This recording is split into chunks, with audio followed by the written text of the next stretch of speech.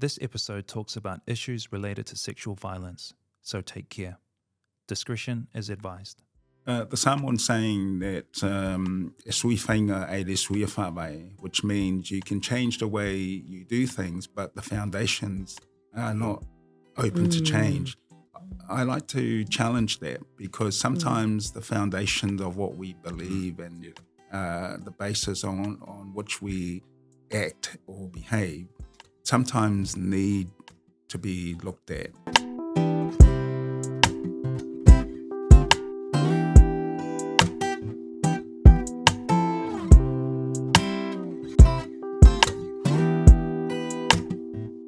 Hello, and welcome to the Lavar podcast. This is a space where we talanoa about important issues affecting Pasifika communities. In this series, we're lifting the fala on the taboo topic of sexual violence. We're having courageous conversations with community leaders to raise awareness and bring about change. Sexual violence includes any unwanted sexual act, behaviour, or interaction without consent. It can be physical or non-physical and can stem from the abuse of power, trust, or authority. This is often enabled by harmful norms or inequalities. Our goal is to empower our communities to speak up, step in, and stand together against violence. I found this conversation to be really powerful. We were joined by two respected reverends. One was esteemed Reverend Uesifili Unasa, who is Lavar's matua and serves on many community boards. He is an ordained Methodist minister and a superintendent of the Auckland Methodist Synod. And then, of course, you have my dad, Reverend Ikilifi Pope, and he is the minister for New Lynn, Pulela Church, and he is the founder and CEO of Tongan Youth Trust. Wow, that's special. Hosting a convo with your dad and hearing from Lavar's matua. What stood out for you? What really stood out to me was how rare it is to have these conversations, especially with a minister, let alone your own dad.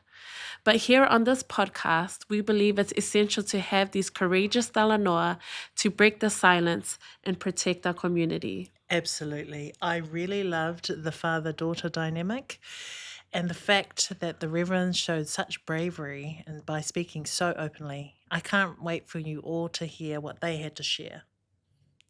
Just a reminder, this episode covers sensitive topics that may be distressing, so please take care as you listen. And if you or someone you know needs support, you can call Safe to Talk on 0800 044 334 or text 1737 for free confidential help. Enjoy the episode. So, my Lord lover, again, thank you so much for being with us today. I guess I'll hand it over to you, Sonia. Yes. First question. So our first question is, and we'll hit you with the very, very most difficult question to start with, and that is, how are you? And how are you feeling this morning? Yeah, I'm fine, and I'm very supportive of the good work that you guys are doing here, and we feel great and honor to be here, and the invitation, of course.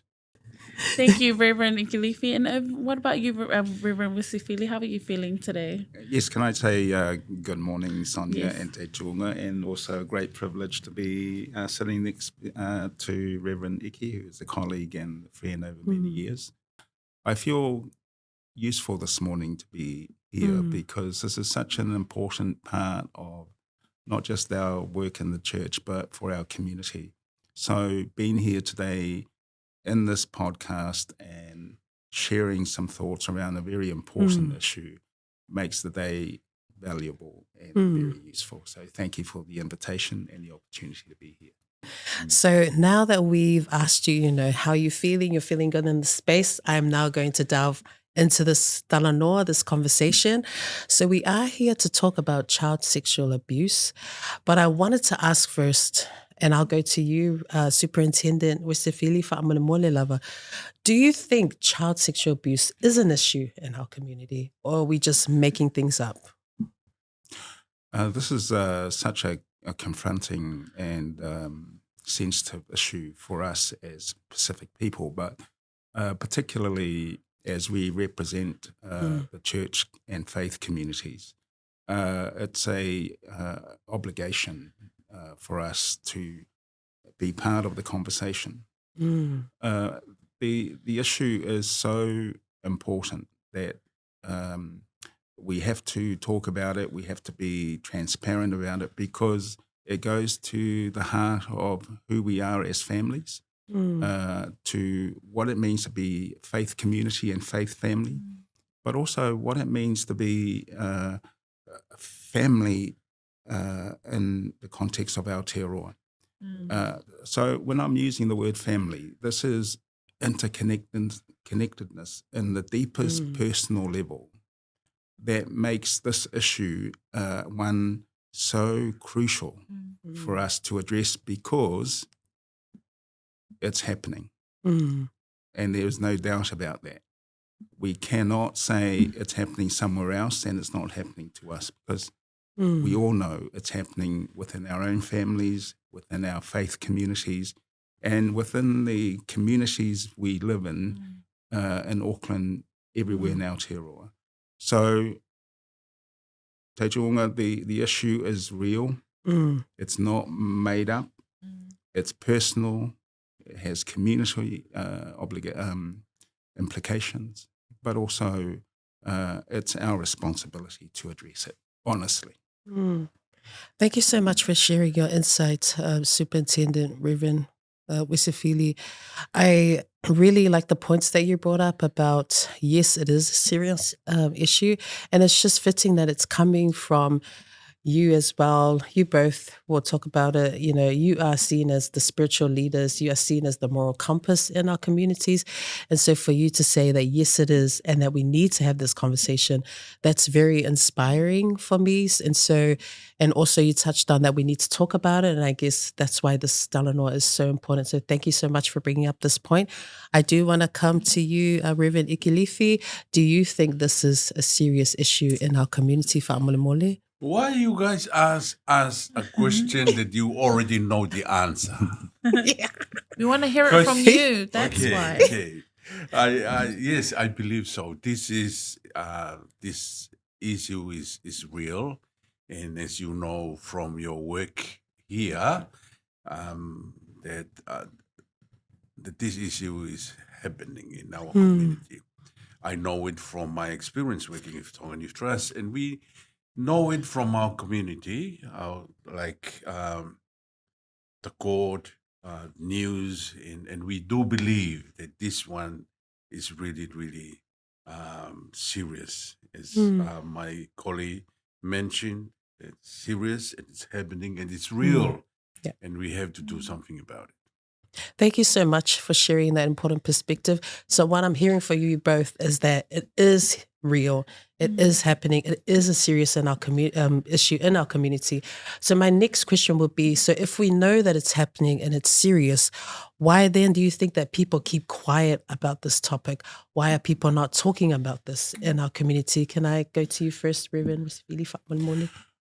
Well, there are complex issues and reasons as to why child sexual abuse is something that we don't talk openly about in our families or in our churches or in our Pacific communities. Let me just name a couple. One is that from where I sit as a Samoan, there are cultural complications that allow us not just to ignore it, but to cover it up. Because there is reputational, there is status, there is mana attached to families and individuals, that when such situations are raised, it brings a lot of shame to the family and to the individuals concerned. Now, that is a contradiction because there will be no shame if these things did not happen, but they happen. And when they do happen, we are ashamed that these things are happening to us in our families and to us as individuals. So that's one reason why this cultural implication gives us reasons and justifications, wrongly, I might say, to cover it up or to ignore it. The second thing is, as a minister of the church and a member of a faith community, we justify what we do through some of our misconceived or misapplied understandings or values. For example, the sense of a God-given right for religious people to behave in ways which are not always consistent with a God that is loving and merciful, and justifies our behavior because we are God-fearing and God-believers. And so some of our teachings in our churches, some of our interpretations of our biblical sacred texts, some of our theology, the way we understand God and the way we relate to others, can sometimes mislead us to thinking that we have a God-given right to behave in ways that threaten or risk the lives and the integrity of others, including and especially our children. Thank you so much for that, Reverend. You touched on a few really important key points that I want to come back to, and we will in a minute, but I just want to go to Reverend Ikilifi. What do you think? So we know that the issue is real and it's happening, but why do you think that our communities don't talk about it? Right. There are various reasons and challenges that's stopping people from talking or make our Pasifika people reluctant and hesitate to talanoa and discuss child sexual abuse in our community. And I think reasons like the way we live in our society and culture, the way we live, the way we do things, like we are communal people, like Nofo Akainga or Nofo Aikolo live in a village, or the system of extended families or Ainga. It's not easy to discuss this matter and issue. Secondly, the whakaapa or the respect. We are very respectful people. Some topics like this one is inappropriate to discuss openly in families and church.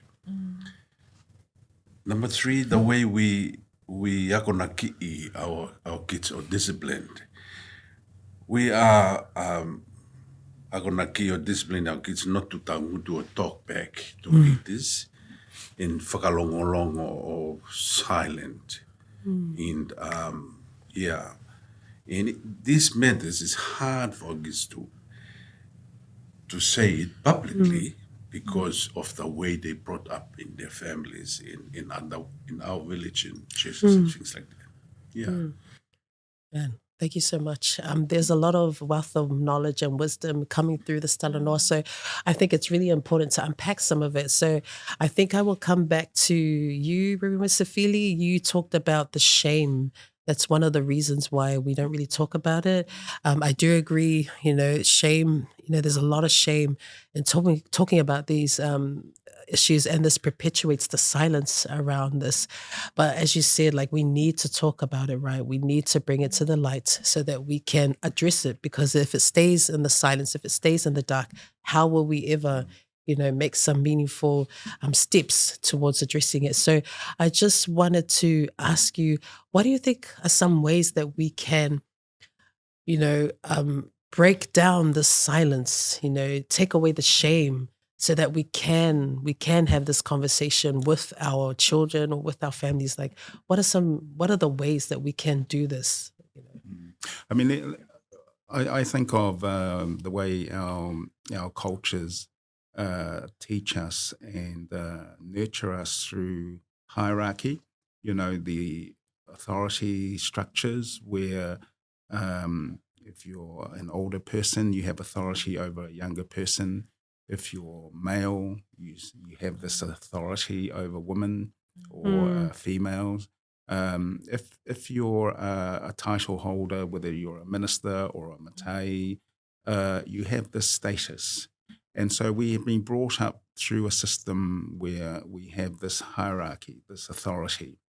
And so all of us are trained and are taught that authority is important, and we listen to those who are above us.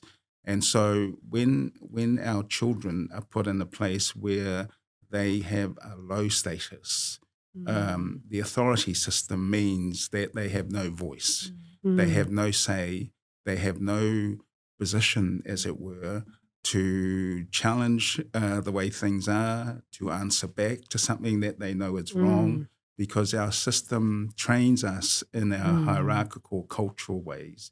Authority is really important and sacrosanct, meaning this idea in the Samoan culture, ole ala le pule o le tautua, which means you must humble yourself and be treated like a doormat in order to have authority somewhere down the line. If we don't break down this kind of structure, then we will always have this reality where if you are abused as a non-person, meaning as a young person or a child, you have no way of correcting that. And our family system and our church system that works on this hierarchy structure will have no way of challenging wrong behaviour, particularly by those in authority, but those who also hold status in our communities. So it's about asking ourselves, what does this authority structure do negatively on young people and the structures of our Samoan, Tongan, Fijian, Niuean, Pacific society? So that's the first thing. How do we challenge this authority that we have been taught is the only way to exist in our Pacific? The other thing, in my view, is we in the church communities really need to rethink how we understand the Bible, how we understand this all-powerful God that seems to be associated with the hierarchical structures we have. Now, if we don't rethink, relook at those things, the same actions and behavior will continue, because any behavior around child sexual abuse is reinforced by these structures we have both in our cultures, but also in the teachings and understandings of our faith communities. Wow. Thank you so much for sharing your perspective on that. I just wanted to go back. I'm hearing a lot of important points that you brought up. You're talking about, our culture as well. Like there seems to be like a misunderstanding of, authority is very important, but it's been distorted almost over time to perpetuate child sexual abuse. And that's similar to the point that Reverend Ikilifi brought up around, he was talking around our cultural values. Our culture is beautiful, but then it seems like over time there's been some distortions of our culture. And that fits in perfectly with our next question that I'll hand over to Sonia. And when we already talked about this, and we want to dig on a deeper level in terms of, in your opinion, what parts of our culture make it hard for us to stop child sexual abuse or sexual violence? So what parts of our culture make it hard for us to stop child sexual abuse or sexual violence? And we'll go with Reverend Ikilifi first, and then we'll go with Reverend Uesifili. You are not allowed to ask hard questions to your dad. Yes, yes, there are, in my opinion, there are parts of the culture that make it really hard for us. For example, I mentioned earlier about the whakaapa, or the concept of respect. Concept of respect is one of them. We value highly respect, and because of that, there are some topics and matters are inappropriate to discuss openly, like I mentioned before, at the church and home. Secondly, the concept of whakamā, shame, embarrassment, like Uesifili mentioned. It's very strong in our society. And because of the way we live, it's just more important to protect what had happened in the church and village because of whakama or embarrassment. We don't really worry or concerned about what had happened, but we want to hide it or not share it publicly because of that concept.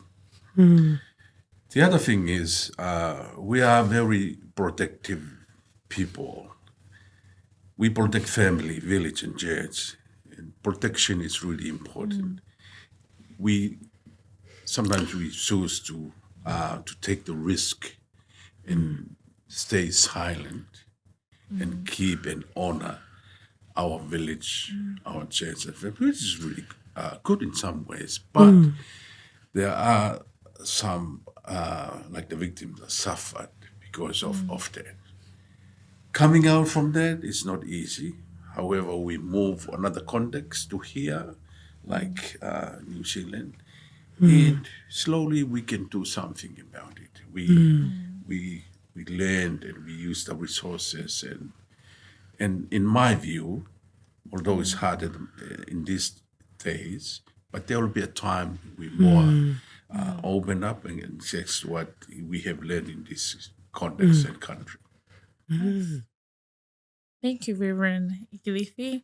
I will ask a harder question next time. But I like the answer in terms of there are so many different points that you've raised, whether it's cultural values, whether it's the distinction of, being born and raised in the islands and being born and raised in New Zealand. There are different contexts in terms of our responses and our behavior towards, but it's also this idea of protection. And that's something that I haven't heard before, that is new in terms of we do tend to protect our families and protect our young children, but during that protection, we suffer silently, or the victims will suffer silently.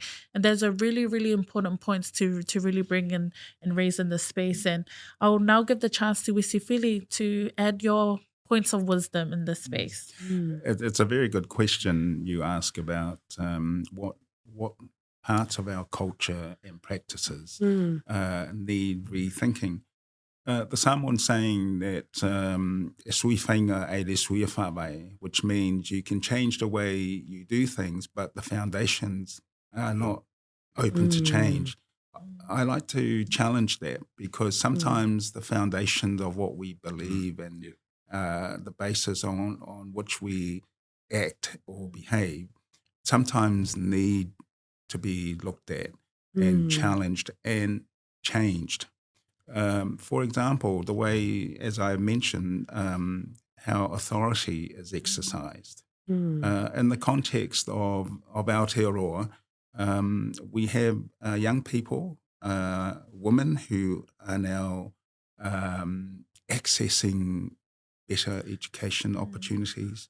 They work in professional settings, unlike the Pacific, where they were householders and doing the chores and didn't have to do a lot of the management or thinking. That's different here. The authority doesn't always rest with our men or with the so-called public figures. They now rest with our young people, our daughters, our kids. When Reverend Iki was talking about respect, yes, I think that's a cornerstone of our culture, regardless of where in the Pacific we live or come from. But respect has to be looked at in terms of, do we continue to follow instructions because our elders gave them to us, even though in our minds we think they're wrong? Yes. And by behaving against that or acting against the instructions, are we disrespecting our parents, our elders, our leaders?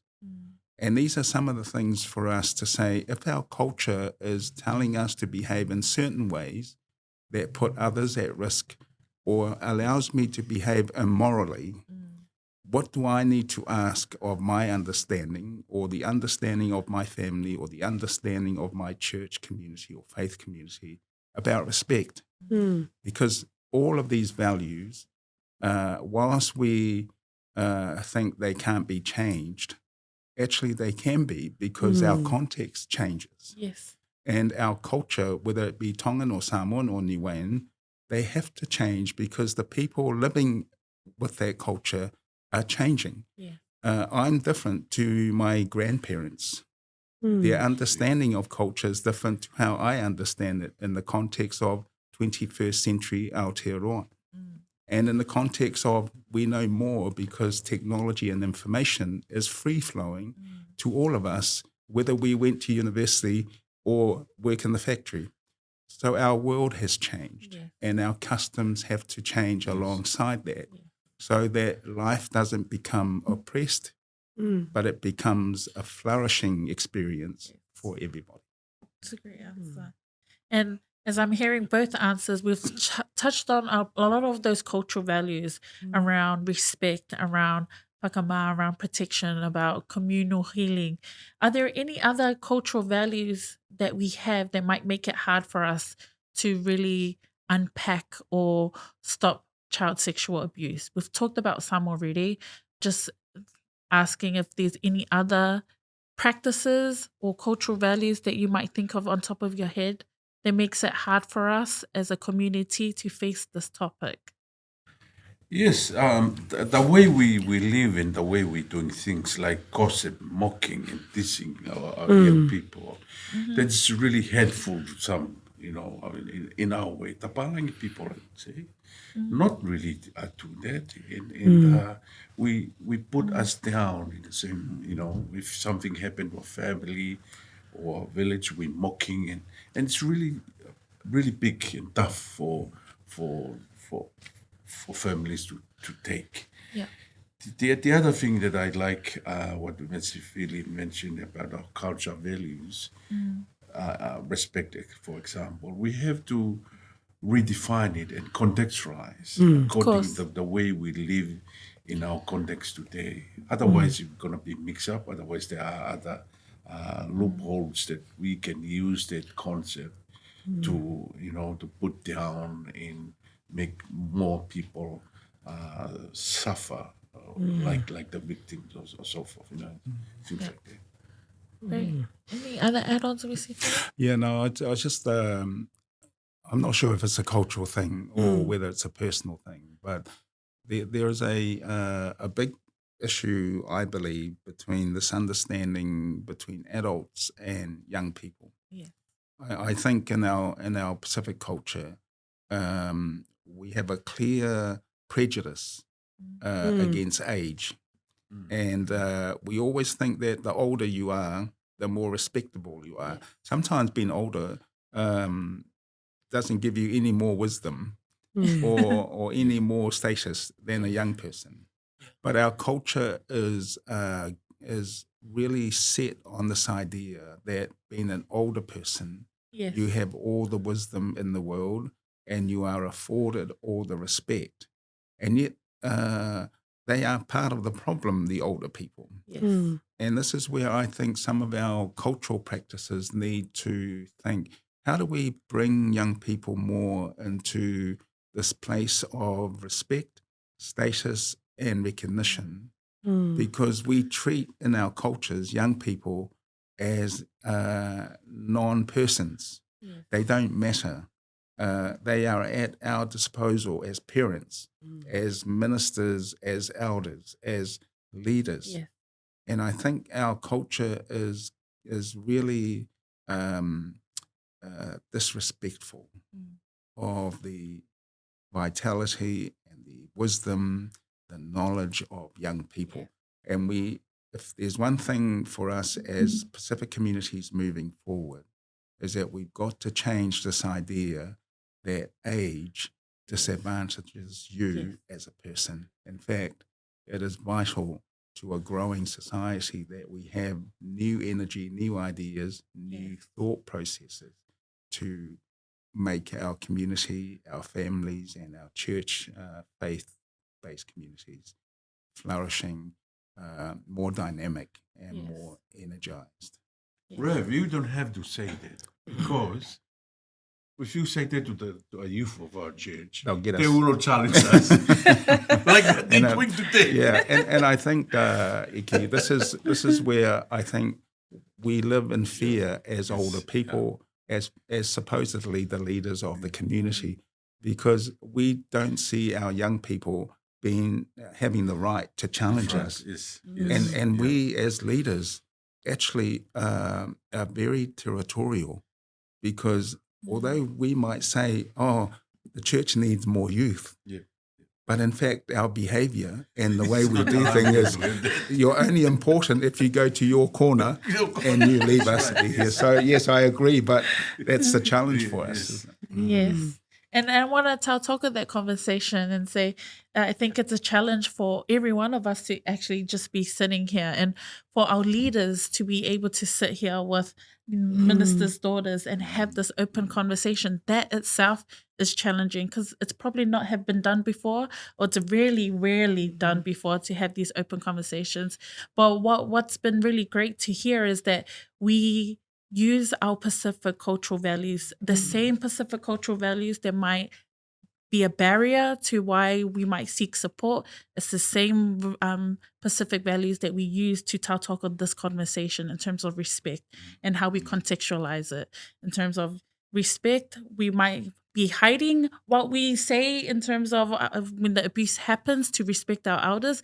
But that's the same respect that we're using here today to talk on this conversation and open this conversation. So I definitely agree in the sense that it's the way you contextualize these cultural values and how we can use those cultural values to this day and age and today's context. And we are living proof of that. And it might be a little bit awkward to sit here and have these conversations, but you are living proof of that fear and tackling that fear, which brings us greatly into our next question, which is about the church. It is about a church, but thank you so much, Sonia. I just wanted to add a little point here is, as I was hearing you talk and share, I heard what I picked up was there's a misalignment between the true understanding of our values, I feel like, and then the action of it. So what we're talking about today, and I'm really I'm happy that you brought up that we want to challenge that you're open to challenge that, and that goes to our culture being, culture is not static, it's fluid. Yes. We are all part of the solution. We all have a part to play, in addressing this important challenge. So that's what I took away from those points. So thank you so much. I'm mindful of our time because blink and the time is just running away from us. But this brings us perfectly into our next question. Is, so we talked about what are some misunderstandings around culture that you think would, contribute to child sexual abuse, but also I'm going to bring it to our, theological beliefs. Do you think there are misunderstandings in our theological beliefs that contribute to child sexual abuse? And I'll go to you first, Whamamole, Reverend Ikilifi. Do you think there's some religious ideas that are, misunderstandings or barriers to stopping us, from talking about or addressing child sexual abuse? Whamamole? Yes, I say yes and I say no at the same time. By observing and analyzing the Bible, there are some stories, cultures, and way of life showing inequality between male and female and children. For example, the Old Testament shows clearly that the women and children were in a lower rank than male. The society of Israel at the time was very patriarchal or male dominant, and it's add to the issue. Also, yes, but at the same time in the New Testament, when Jesus came, he advocated a right of women and children, advocated for equality, the safety and dignity of women have to be protected. In the followers of Jesus, like the apostles, they say something, they advocate and continue the work of Jesus, like Apostle Paul wrote, that there is neither Jew or Greek, there is neither slave or free, there is no male and female, for all are, for you are all one in Christ Jesus. That's Galatians chapter 3, verse 28. And those ideas have they express that there are some, loopholes in the Bible. Uesifili mentioned it earlier. We have to reread the Bible, contextualize. There are some theology in the Bible, in my view, too old. We have to change it. This is a verse from Prophet Joel, chapter 3, verse 3. They have also cast lots for my people, traded a boy for a harlot, and sold a girl for wine that they may drink. Those words shows that issues happened in their time in the Bible, long time ago in Israel, still happen here in our context today. So the Bible, as you know, Bible was written 2,000, 3,000 years ago. Can't speak to our context here today, where technology is really high. Only way that we make Bible to be still valid in our context today, we have to reread it.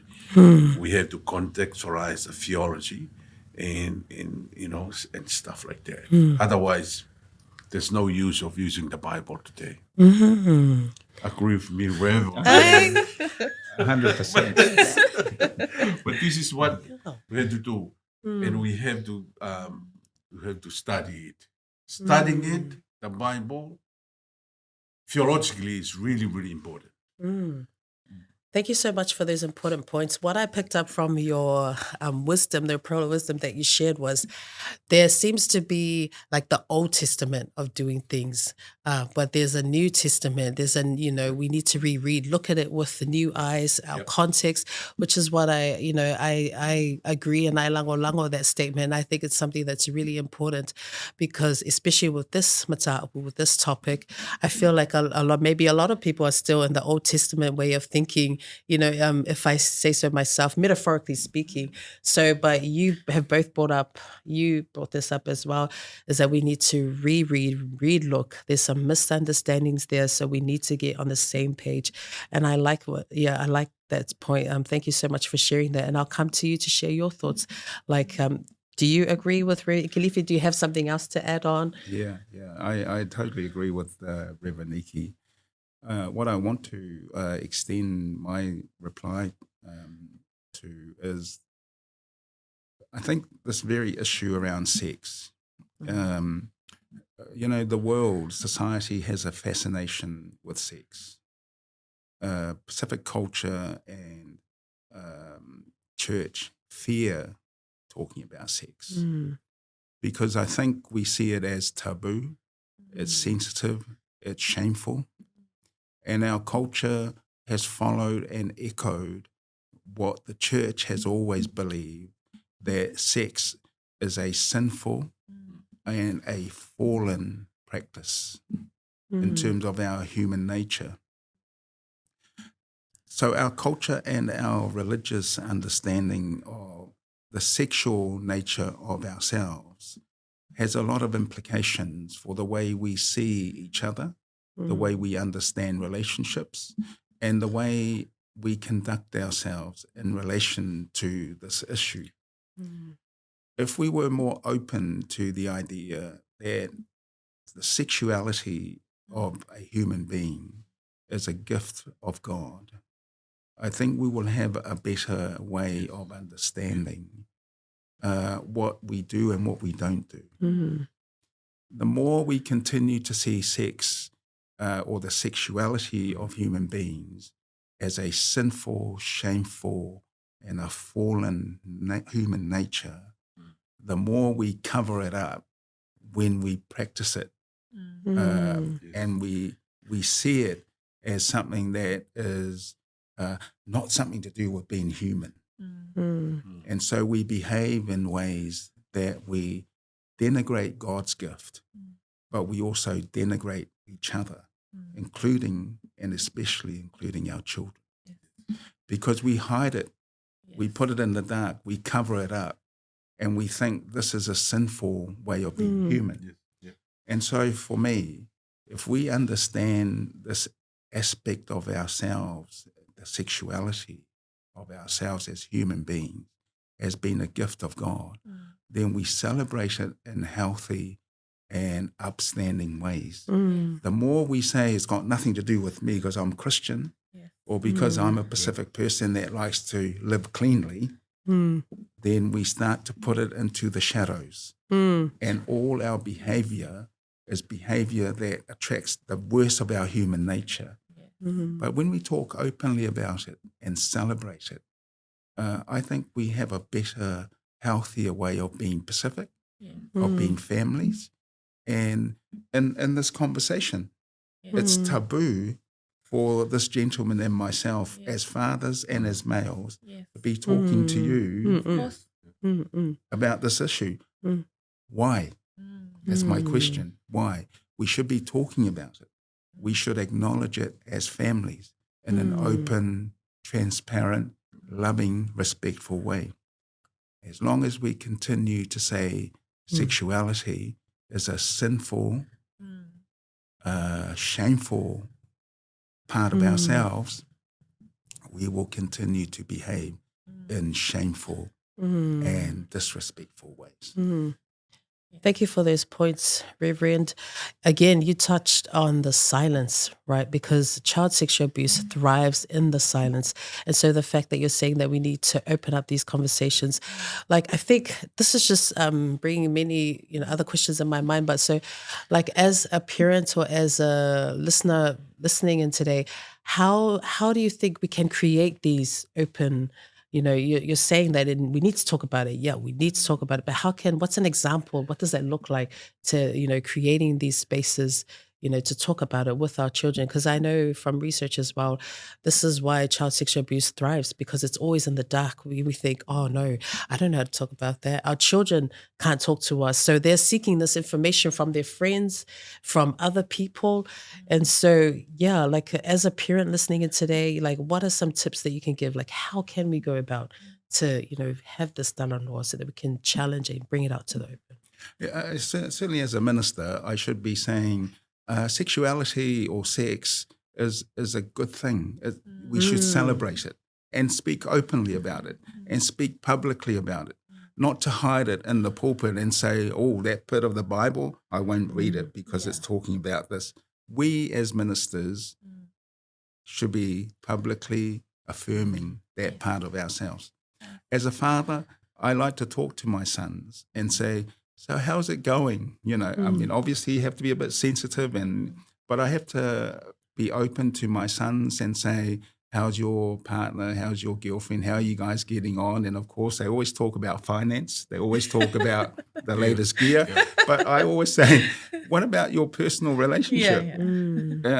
It might be easier for me because I have sons, but I can understand the sensitivity if a father has daughters. But then the mothers have a role. Yes. And this is, I think, healthy for us to be parents, to be leaders, not to hide this aspect of sexuality or sex in our lives, because it's real. It's something it's part of us. And so we should talk openly about it with our families, with our congregations, and actually say there is a good way to celebrate the sexuality of our human nature. There's a bad way to do it as well. And I think we then start opening it up in positive ways rather than when a problem happens like incest or sexual abuse happens, it then goes back to the shadows and to that private realm where no one's allowed to touch it. We should be open and honest about it. Can I add Yes, to that? of course. Thank you for saying that, Rev. And I do believe it's really important for the role of the minister. What I'm thinking of at the moment, I haven't done that before in my parish, but I'm thinking that I will do something creative and new and add to that safeguard issue that we talked in the conference. I will bring the mothers first and discuss openly. Then I'll talk to the men fellowship openly about what we have mentioned. And your relationship with your son is really inspiring for us parents. like us who doing, having daughters. My message to Sonia is find a husband first before we go to the relationship side of it. This is the first time that we discuss it openly, to be honest. Like last night when we discussed the question and we sit down together and we talk about sexuality and sex and so forth. And in my view, this is what the parents should do.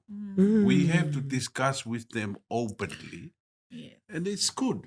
It's not a bad thing, because for their safety in the community and wherever they go and their life for the future, we have to change the way we approach our young people. We have to break the barrier in our culture and things like that, and go openly with our children and family for the sake of their safety.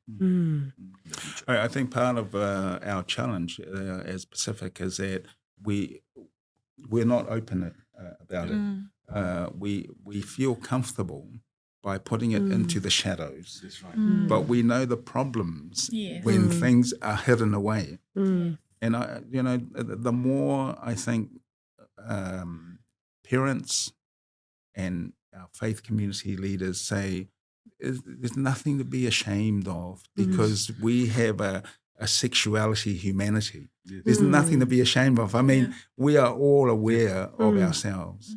But the minute we hide it and we put it, we get curious about, and the children being brought up in this environment will get curious, and then they start, let's be honest about it, then they go on to websites and the internet and they find the information that is really unhelpful. Why don't we become more proactive as churches, as families, and say, this is a healthy conversation. It is a good conversation, challenging, risky, but I think long term it's going to be better for us. And this is amazing. I think this is amazing coming from you both as, spiritual pillars and spiritual giants in our community. So for you to say it, each of you would have maybe more than 200 people in your guidance. And so for you to say that your role is so important in this Ngaluenga, which is why we're so excited that you're here with us.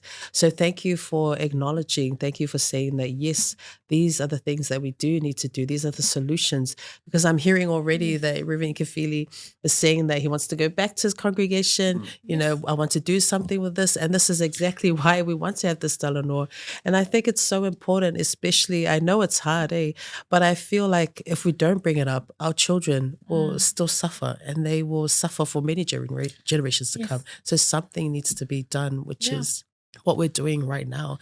Exactly. Yeah. Did you have anything else that you wanted to add before our last No, question? other than my dad just putting out my my relationship marriage status proposal? But I also want to say that if he needs to bring his guard down too, and probably that's why I can. Yeah, but that's a different conversation for a different podcast. In saying that, though, you have touched base, and we're coming up to our final kind of questions. And one thing I heard about what you're wanting to do in this space is, safeguard, and you talked about that a little bit lightly. But before we go to our really last question, can you just kind of explain what do you mean by safeguard? Because you kind of said quite briefly, but what do you mean you are now using this to safeguard the church? Can you start, Red, about what we have discussed at our conference? Yes, so Very briefly. yes, coming out of the abuse and care inquiry, Yes. where church communities and their responsibilities have been breached because people have been put at risk Yes. because of the church responsibilities not being fulfilled. So the safeguarding policy which the Methodist Church has committed itself to is to ensure that all ministers and leaders of the church are disciplined through policies and various measures within the church Nice. to safeguard every person in the life of the church and who are members of the community. So this is a formal policy Yes. where the Methodist Church has committed itself Nice. to ensuring everybody behaves in ethical and safe ways in relationship to others.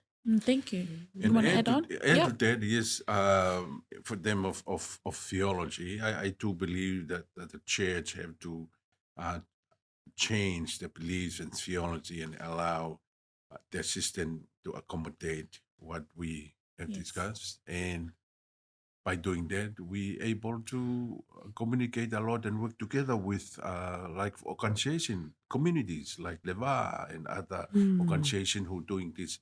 Because in here, if we change our theology, we bring down looking at heaven and take our people to heaven to consider here and work in here and now. Thank And you. let our people to think about what is happening here and what they're knowing, rather than thinking of the life after death and so forth. So theologically, we have to shift some kinds of values, Nice. like the safeguard. Yeah. And that perfectly ties with that last question around, what can we do as church and community to help prevent harm and support healing? And what I've heard from both of your discussions is that you're really talking about policies in the church around safeguarding and what that means to safeguard every person from any kind of risk, whether that, and that includes a lot of our sexual violence or sexual abuse risk. So there is conversations happening at a church level around those formal policies, and also at a community level or a ground level in terms of aligning the community together with the church to ensure that the churches are looking at the needs of the community and are helping or working together to ensure that they're not working in silos, that they're working together, because at the end of the day, the church is also there to be a support for the needs of the community. So those are the conversations that I've heard, which is great. And now we're coming to the last of our question. And I would just like to also touch base on the beautiful journey that we have come from when we have started in terms of, unpacking our culture and what that means, and unpacking the stereotypes and getting into, what the barriers that might hold these conversations. And so now that we've put it all onto the table and we're talking about the changes that the churches are making, now we're going to end off with something around your hopes and your dreams in this space. So as a minister or as a community leader, my last question is, what is your hope for the future around this important issue? And if you can impart with one message to our Pacific community, what would that message be, or what would you say to the listeners who will be listening to this podcast? So we'll go with Uesifili first, Reverend, and then we'll end off with Reverend Ikilifi. Yeah, I think the simple message is that I would like to share is that this is such a crucial issue when it comes to our children, because it's about our future. If our children are put at risk, our families are at risk, our community, the integrity of our communities are put at risk. So the responsibility, and this is what I want to emphasize, the responsibility for our future, for the safety of our families and our children rests with all of us. And it's not about saying it's someone else's problem or someone else is going to fix it. It is our problem, and it is our responsibility to fix it. It's happening. It will continue to happen, but we have to be vigilant to be the people who are responsible for changing that narrative and for making the necessary changes. Yeah, similar to what Uesifili have mentioned. To me, my message to everybody and families and churches is to mindful the health and safety of our children and young people, and we have to consider it seriously and put that as a priority, as a humble example. The church, we have to mind our young children, our youth and our children.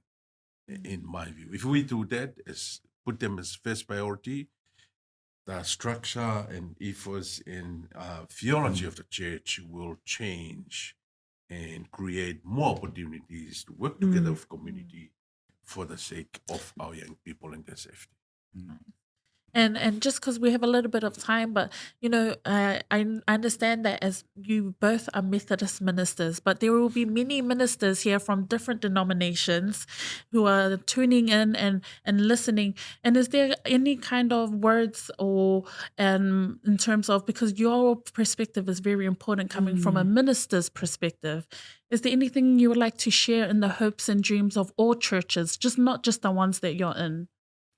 Yeah, my personal view on this is that such an issue like child sexual abuse transcends any boundaries, whether we're Methodist or Catholic or Presbyterian or congregational or non-religious. This is an issue that concerns all of us in our communities. Right. And so for me, irrespective of whether we are believers or non-believers, whether we are Christian or non-Christian, this is an issue that concerns all of us, no matter what our background or our faith is. Yeah. So for me, we need to put that aside Yes. and look at the flourishing of all of our communities. Nice. You want to add on to that, Reverend Ikilifi? Yeah, I agree with what Uesifili mentioned, and I do believe we have to take this issue seriously, no matter what church you are going to, because it's connected to the law of this country. If we avoid it and not talking about it, sometime it will come here. Sooner or later, will come and affect all the other churches. Like we already know, it's happening here in our churches, and we have to do something about it, because like what is happening now, it's gonna be bring up to the to the surface. And in my view, we take it seriously. The other thing is we allow you guys to come and preach in our churches, rather than preaching from the pulpit, but doing it in the hall. We have running workshop. Stop the message from the Bible, but allow you guys to come and share it, because you are demonstrating what the Bible says, and not only that, but you practicalize the theology and what the Bible says, and it's really, really important. We have to create something new, something creative. To work for our bill. Otherwise, what's happening now, and we already know it, in our young people and our youth, lots of young people off track and going, because of the church. I would say some of it is the fault of the church in the way they approach our Bible, our belief and stuff like that. I just want to add to what Reverend Iki said, is that the church is not the fountain of all knowledge and expertise in these issues. It has a part to play, and it has a perspective, but it's not the only perspective. And so we do value as a church the input of professionals, of services, and of individuals who know their stuff and can help and resource our churches and all our communities. Well, we are coming to the end of our podcast, and before I head over to Taitaonga for our final close off, I do like to say just a thank you from my end in terms of being in this space. I think that for many viewers, just the way we portray ourselves today, having our male leaders as well as our female leaders in one space and tackling a topic that's not often talked about, we're really creating new ways and new pathways. Even having a father and daughter aspect to this talanoa too it's already creating and opening that pathway. And I want to thank you both for being able to sit here. I've really much enjoyed it, and I'll in terms of just giving a thanks, personal thanks. I feel like with you, Reverend Fili, Uesifili, you've definitely have articulately, you were able to articulate beautifully the words of wisdom today. And I've always known that and admired that about you. Every time I've seen you in preach or in spaces where you have talked, I've always admired the way you can come out and say or simplify such a complicated and complex idea very simply. And I think that that's a great skill, but also a really hard skill for a lot of us people to master in terms of communicating with the people of relevance or your audience. And so I've always really admired that. And I really thank you for bringing and taking your time here today. And Dad, thank you, Dad, as well. No, I'm just kidding. I really admire my dad because he is really the person that has taught me to come outside my box and has taught me the confidence and the strength to go into places where there's not much people in that workspace. And so my love for my community and my love for service comes from my dad because he is a person who shows me every day about love and community and giving back to community. And like I said, he's a father of 6 and he is an achievement in itself, but the bestest girl dad ever. And so I want to thank you both on a personal level for being here today. And then I'll hand it over to Taitonga, who will officially close on a formal level. Thank you. Oh, no. Can I say this? I am sick of feminism in my house. He told us that, by the way, and then he goes and regrets it. It's his own doing. Yeah. It's his own doing. I can't block the phone, otherwise I was kicked off from that. Oh my goodness.